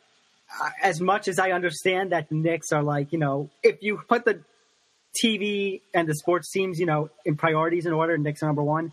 I get it because of basketball's popularity, but I disagree. It should be the Rangers. The Rangers do more. They do more business. They win more. Exactly. I disagree. They win more. I disagree, actually, because and this has nothing to do with, like you said before, this has, like in baseball, like business and making moves has nothing to do with wins or losses. The Knicks are the bigger brand than the Rangers. I guess I understand that, but it's like, I will disagree with that philosophy, and I would rather watch, if Rangers are on MSG2, I will go out of my way to watch MSG2. No, you're right. The Rangers are the more entertaining team to watch. But from the business point of view, you're going to take the Knicks every time just because their brand makes more money. Right, but you know what? Oh, well, I can't wait to see you guys embarrassed when, if Cleveland comes, and you're going to see everybody in LeBron jerseys. When Golden State comes, you're going to see everybody in That's the Golden point. State. That's what they want. And it happened when Jordan came to town. They want all the big names to come to town. That's how they make their money. Right, yeah, but still, isn't that kind of my point? And this. Wait, Nick, before you go on to that, I just want to say one thing. But doesn't that kind of suck because it's like, it's all the road teams. It's like you watch the home team to get embarrassed. It's like, I understand what you're saying, but at the same time, if your team is not good, then you need to have some kind of hope. So when the stars come to town, that's how you're going to make your money because the other fans are going to come. Yeah. And you know what? Go back to what you were saying, Nick. Point is I can't stand the false veneration of a team, a franchise, and by extension a building that has not done anything really to win they haven't taken the necessary strides towards winning in 23 years. Yeah, because James Dolan. Now, I can make two similarities between George Steinbrenner, rest in peace, and James Dolan, but there's differences and there's similarities.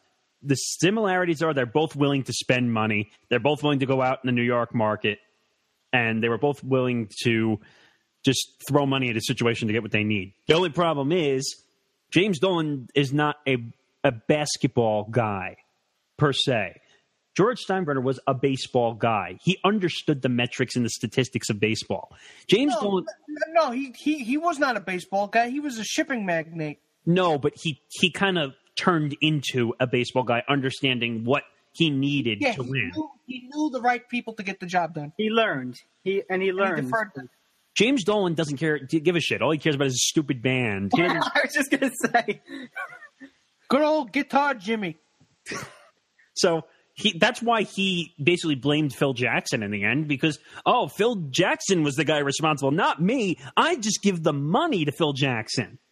And everybody from ESPN to Fox Sports 1 predicted that was going to happen once they had the reports that he wasn't going to be there at the draft. We knew that. Everybody called. But just to piggyback off Nick's story about Kevin Durant, I guess this is the perfect time to go to it. Oh. So there's this school teacher out in, I don't know where exactly. I'm trying to find it for you. But keep talking. I'll try and find the information. Yeah, I don't know where exactly this school teacher was, but essentially on the first day of school, this teacher, I don't know what grade level it was, but decided to pass around a little flyer, and it basically said, don't be a KD, be a Michael Jordan. As in terms of like modeling your life after somebody. And Kevin Durant had a very interesting tweet afterwards that said, whoever did this should be fired and thrown in jail.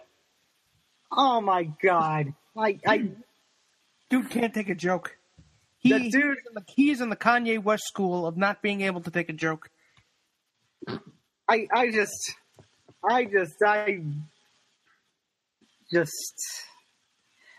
what do you really say about this? Because really, that's pathetic. That's really pathetic that he can't take a joke. Like, honest to God. And I mean, I don't know where the school teacher was located from, but if this was somewhere in Oklahoma City, it's like, well, what do you expect? You went up and left them for Golden State. Well, I'm sick of people saying, like LeBron left from Miami originally, that's his fault. Or Kevin Durant left from OKC to Golden State, that's his fault. No, it's a business move, you clowns. A bunch of clown shows. I can't stand it. Sorry. Yeah, but what's it called? I think I'm actually going to use a WWE sound effect for this. I think Kevin Durant, you have gotten a little...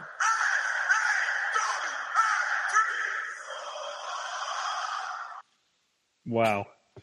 A little soft there, buddy. What? He can't take a joke. That's absolutely soft. Absolutely... What's it called? Absolutely pillow soft. Absolutely pathetic. If you want to go one step further, I have another story on Kevin Durant, too. Oh, no. What? So, we all know what happens after you win the championship, right? Yeah. You get the parade. You get to go to the White House. Okay. Of course, Stop. That's what we're talking about here. So, usually from every sport, the championship team gets invited to the White House. Right. So apparently the Golden State Warriors have not been invited yet to the White House for winning their 2017 NBA championship title. But Kevin Durant will not be one of those guys participating in going to the White House. As he's being quoted as saying, nah, I won't do that. He said that to Chris Haynes of ESPN. I don't respect who's in office right now. I got to agree with him. Right, but at the same time, and I think a lot of his teammates are not going to go, but what do you guys think about this whole situation? A lot of athletes have said they wouldn't go to the White House if the teams won the championship. I No, I definitely wouldn't go. Never. Honestly. I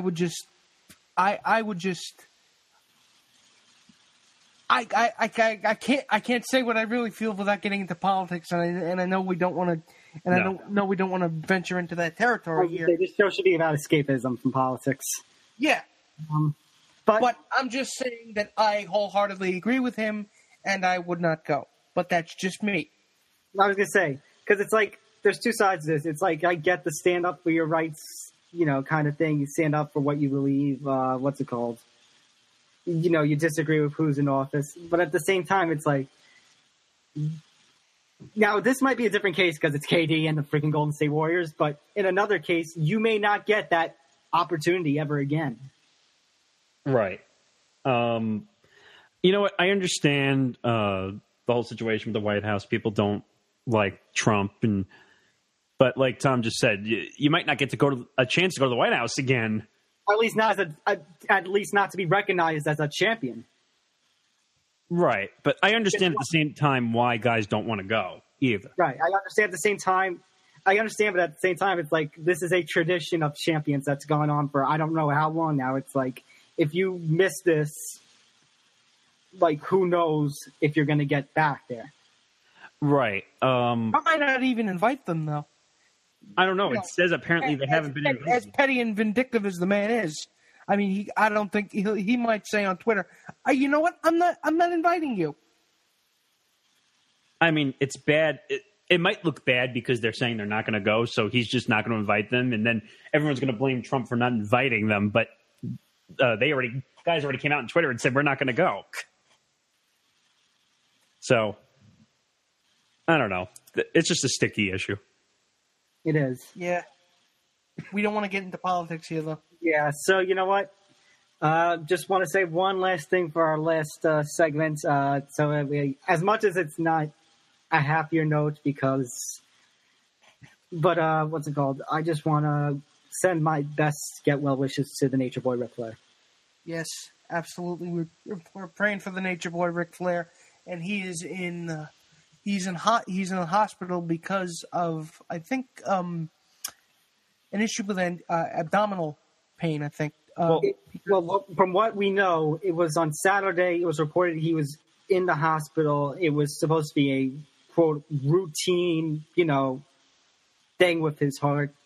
But that turned into something bad is happening, and there was like multiple organ failure. And that's what I heard. Yeah, but they say he may make it through.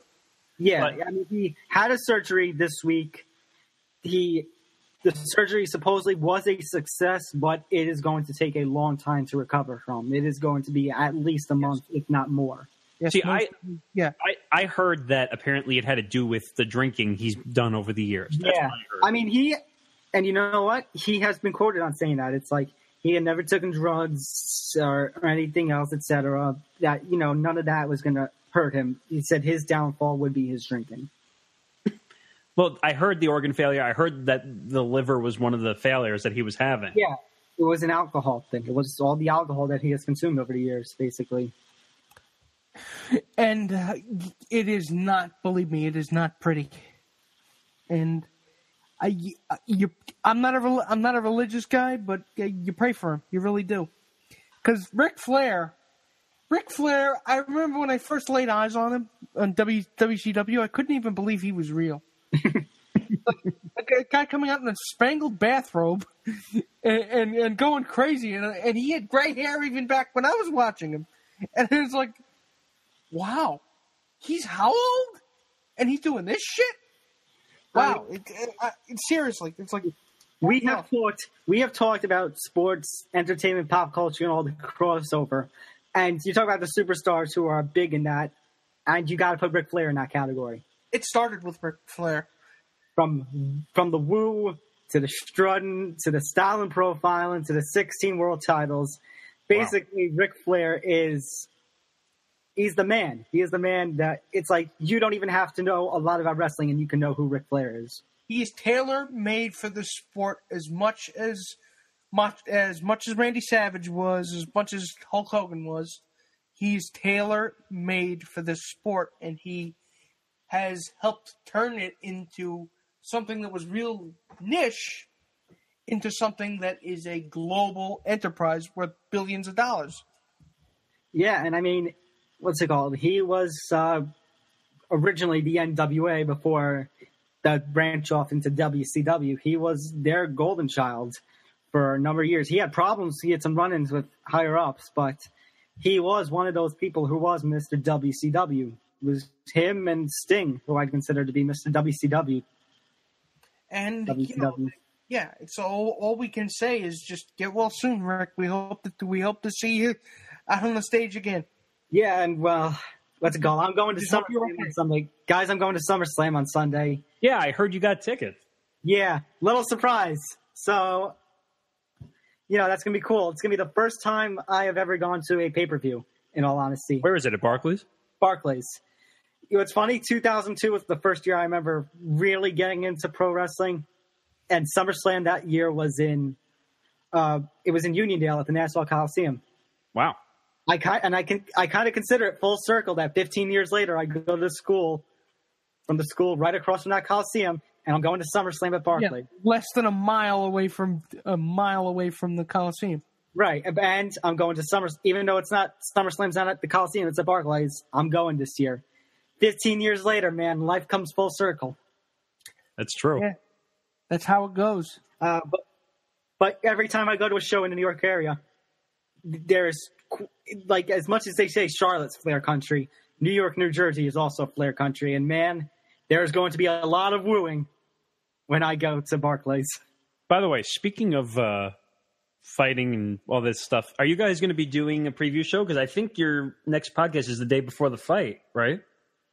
Next week, one of our big next week, I'm going to say it right now, a couple of our topics. We're going to talk NFC North, NFC South, and talk Mayweather McGregor. Because your podcast is the day before it, right? Yep. Yes, it is, actually. Yeah, so we're going to count down to Mayweather McGregor. I will have a special before and after Periscope on Saturday, before the pay-per-view and after the pay-per-view.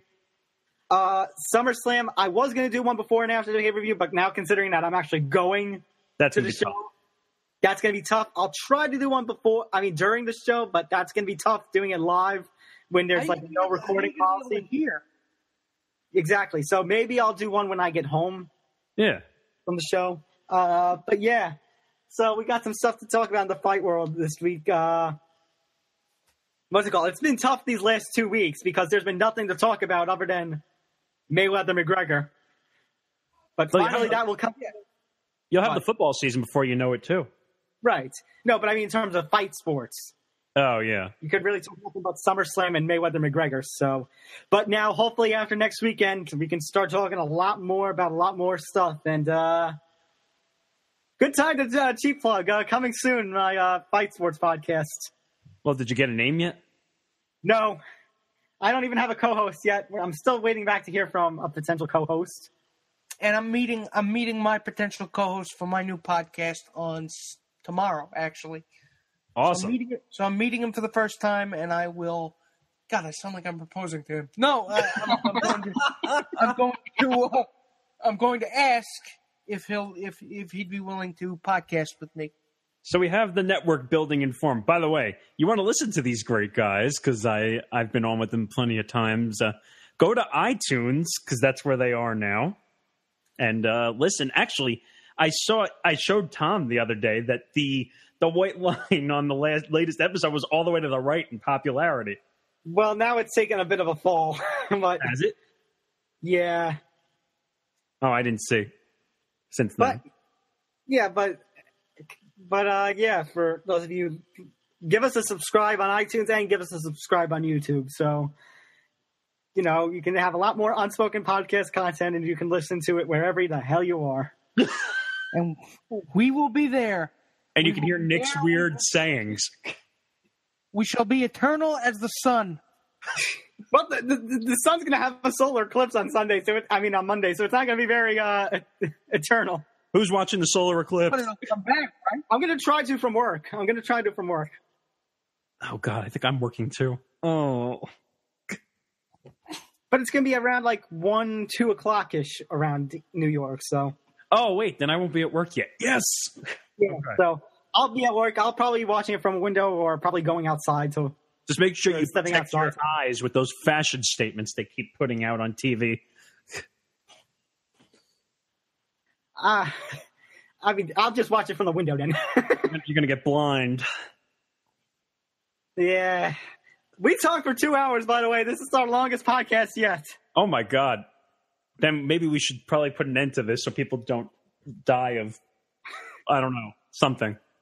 Yeah. So for Nick Federa, Nick Morgasen, I'm Tom Albano. This has been the Unspoken Podcast, the Cheap Seat Sports Production, part of the Undetermined Podcast Network. We'll see you next week for episode 33. Bye.